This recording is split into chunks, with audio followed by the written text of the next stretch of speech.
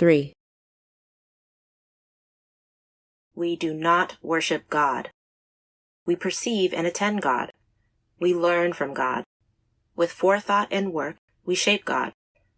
In the end, we yield to God. We adapt and endure, for we are Earthseed, and God is change. Earthseed, the Books of the Living. Tuesday, July 30th, 2024. One of the astronauts on the latest Mars mission has been killed. Something went wrong with her protective suit, and the rest of her team couldn't get her back to the shelter in time to save her. People here in the neighborhood are saying she had no business going to Mars anyway.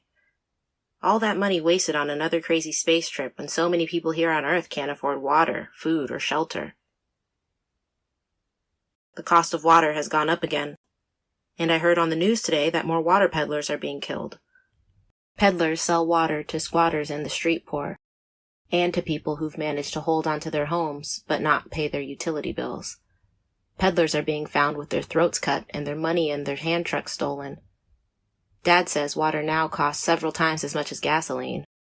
But except for arsonists and the rich, most people have given up buying gasoline. No one I know uses a gas-powered car, truck, or cycle.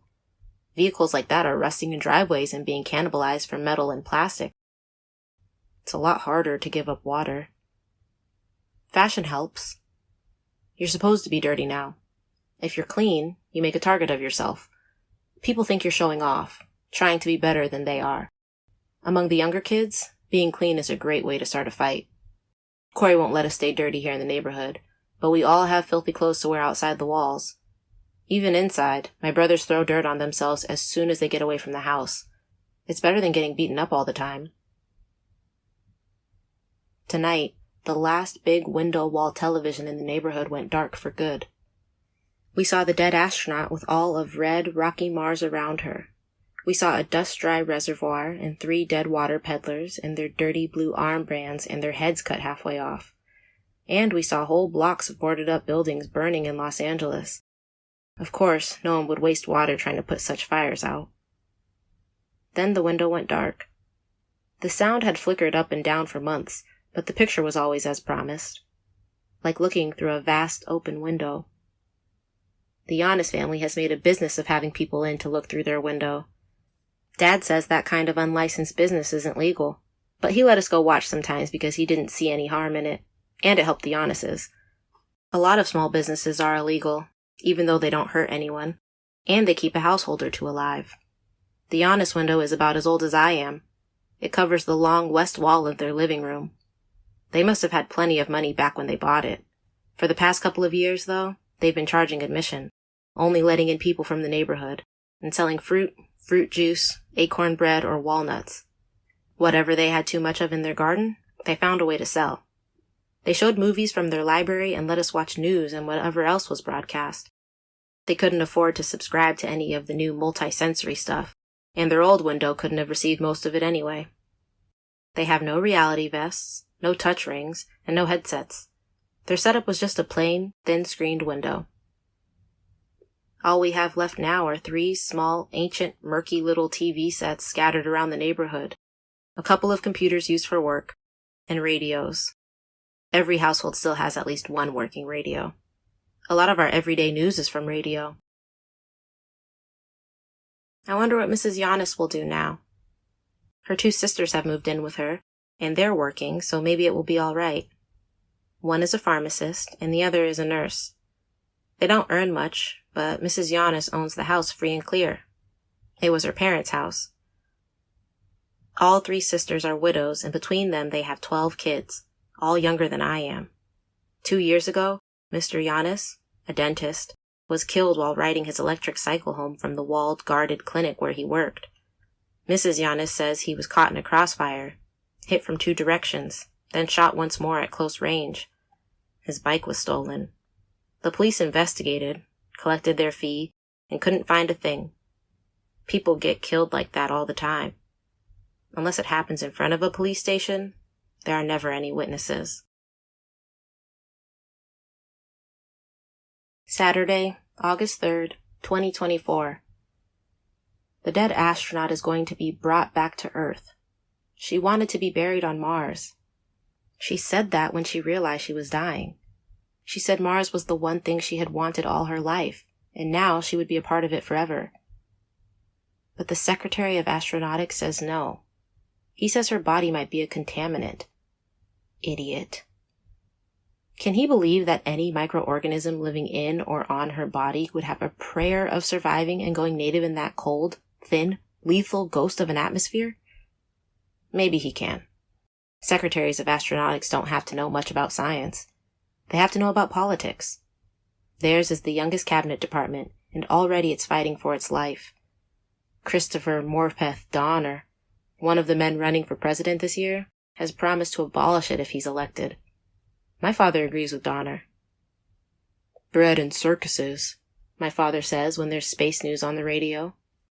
Politicians and big corporations get the bread, and we get the circuses.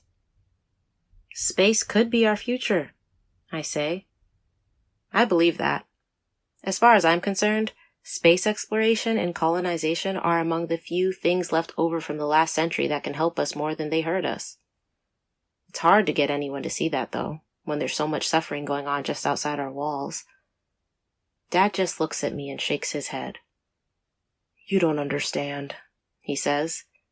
You don't have any idea what a criminal waste of time and money that so-called space program is. He's going to vote for Donner. He's the only person I know who's going to vote at all. Most people have given up on politicians. After all, politicians have been promising to return us to the glory, wealth, and order of the 20th century ever since I can remember. That's what the space program is about these days. At least for politicians. Hey, we can run a space station, a station on the moon, and soon a colony on Mars. That proves we're still a great, forward-looking, powerful nation, right? Yeah. Well, we're barely a nation at all anymore, but I'm glad we're still in space. We have to be going someplace other than down the toilet. And I'm sorry that astronaut will be brought back from her own chosen heaven. Her name was Alicia Catalina Godinez Leal. She was a chemist.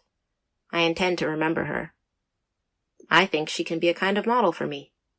She spent her life heading for Mars, preparing herself, becoming an astronaut, getting on a Mars crew, going to Mars, beginning to figure out how to terraform Mars, beginning to create sheltered places where people can live and work now. Mars is a rock. Cold, empty, almost airless, dead. Yet, it's heaven in a way. We can see it in the night sky, a whole other world, but too nearby, too close within the reach of the people who've made such a hell of life here on Earth.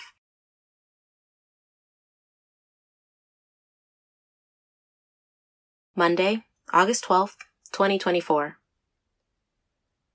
Mrs. Sims shot herself today. Or rather, she shot herself a few days ago, and Corey and Dad found her today. Corey went a little crazy for a while afterward. Poor, sanctimonious old Mrs. Sims. She used to sit in our front room church every Sunday, large print Bible in hand, and shout out her responses. Yes, Lord. Hallelujah. Thank you, Jesus. Amen. During the rest of the week, she sewed, made baskets, took care of her garden, sold what she could from it, took care of preschool children, and talked about everyone who wasn't as holy as she thought she was. She was the only person I've ever known who lived alone. She had a whole big house to herself because she and the wife of her only son hated each other. Her son and his family were poor, but they wouldn't live with her. Too bad.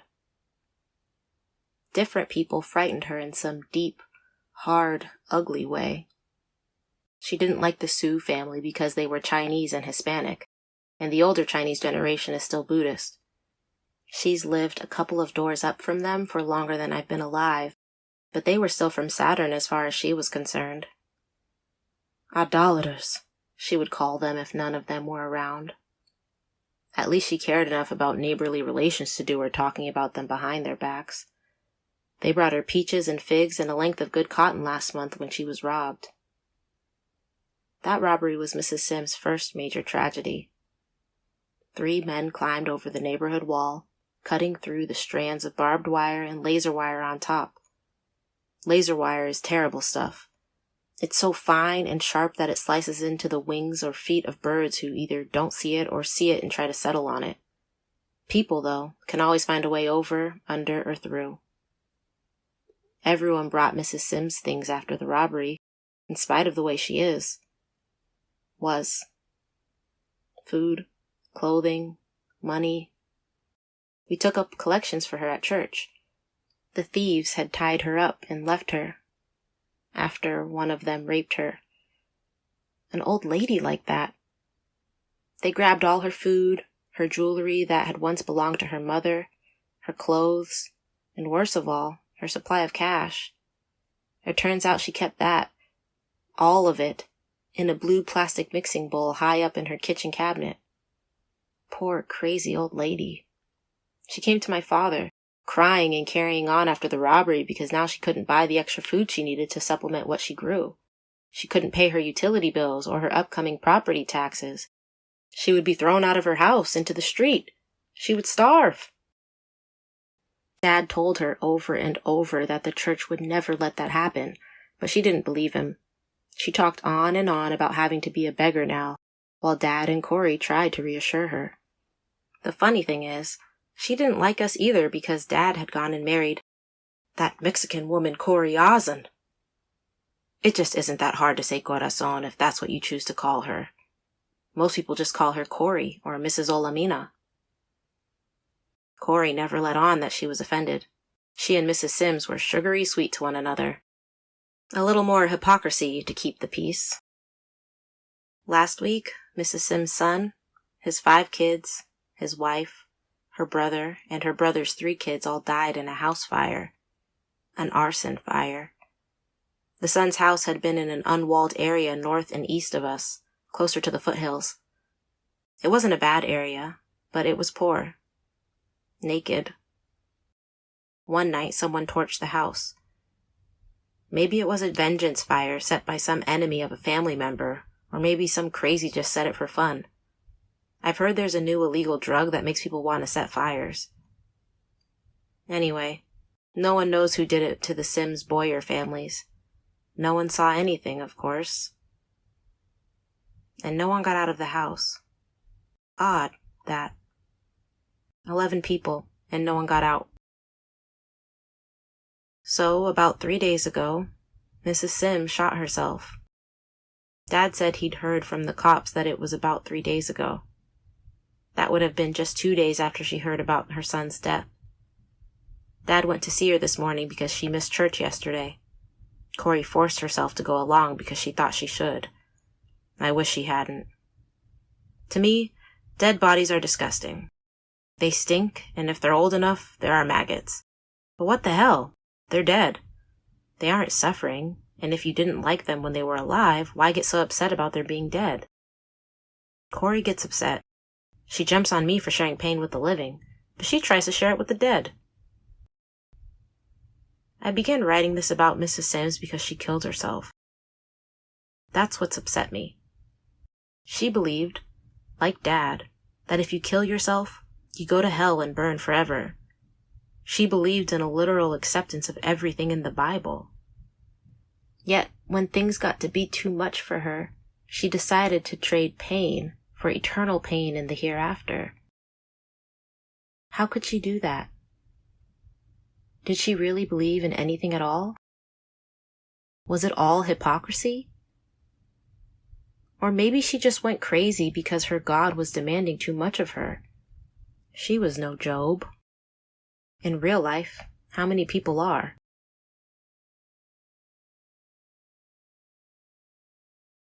Saturday, August 17th, 2024. I can't get Mrs. Sims out of my mind. Somehow, she and her suicide have gotten tangled up with the astronaut and her death and her expulsion from heaven. I need to write about what I believe.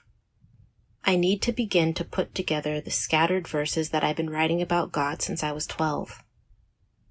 most of them aren't much good. They say what I need to say, but they don't say it very well. A few are the way they should be. They press on me, too, like the 2 deaths. I try to hide in all the work there is to do here for the household, for my father's church, and for the school Corey keeps to teach the neighborhood kids. The truth is, I don't care about any of those things, but they keep me busy and make me tired, and most of the time, I sleep without dreaming. And Dad beams when people tell him how smart and industrious I am. I love him. He's the best person I know, and I care what he thinks. I wish I didn't, but I do. For whatever it's worth, here's what I believe. It took me a lot of time to understand it, then a lot more time with a dictionary and a thesaurus to say it just right, just the way it has to be. In the past year, it's gone through 25 or 30 lumpy, incoherent rewrites.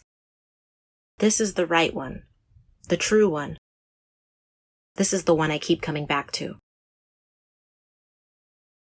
God is power, infinite, irresistible, inexorable, indifferent.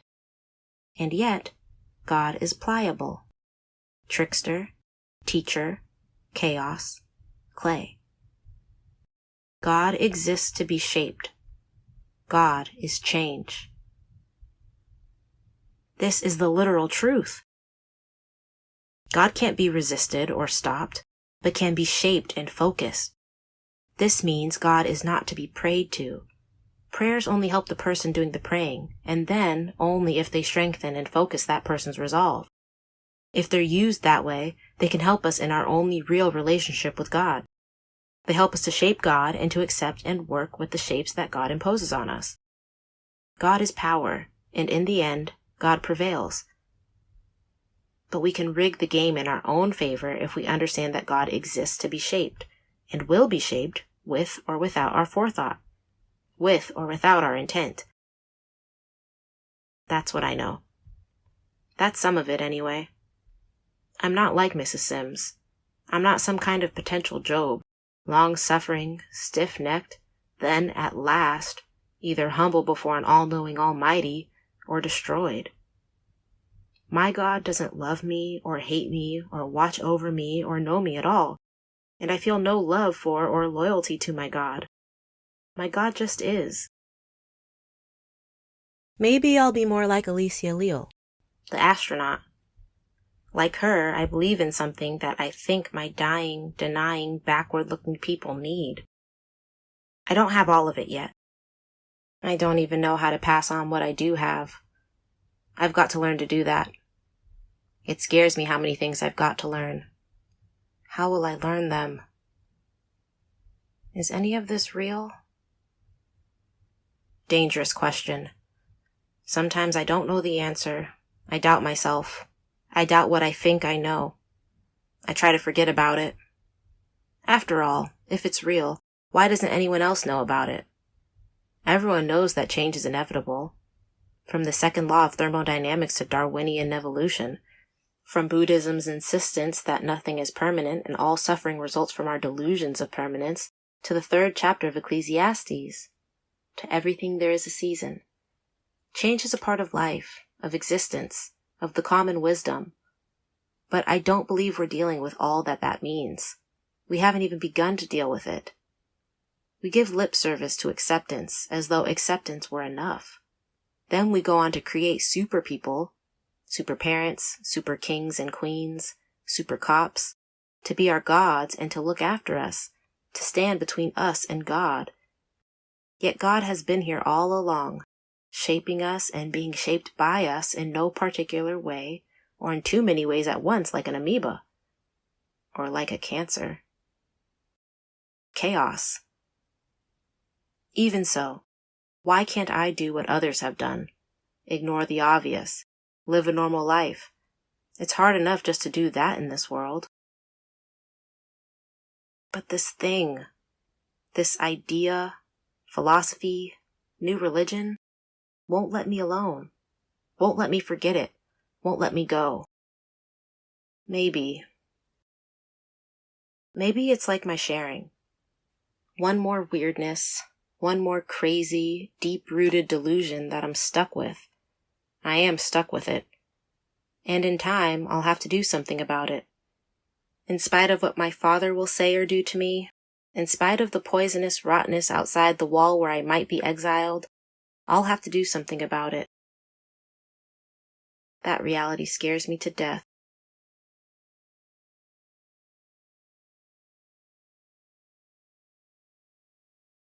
Wednesday, November 6th, 2024. President William Turner Smith lost yesterday's election. Christopher Charles Morpeth Donner is our new president, president-elect. So what are we in for? Donner has already said that as soon as possible after his inauguration next year, he'll begin to dismantle the wasteful, pointless, unnecessary Moon and Mars programs. Near-space programs dealing with communications and experimentation will be privatized, sold off. Also, Donner has a plan for putting people back to work. He hopes to get laws changed, suspend overly restrictive minimum wage, environmental and worker protection laws for those employers willing to take on homeless employees and provide them with training and adequate room and board.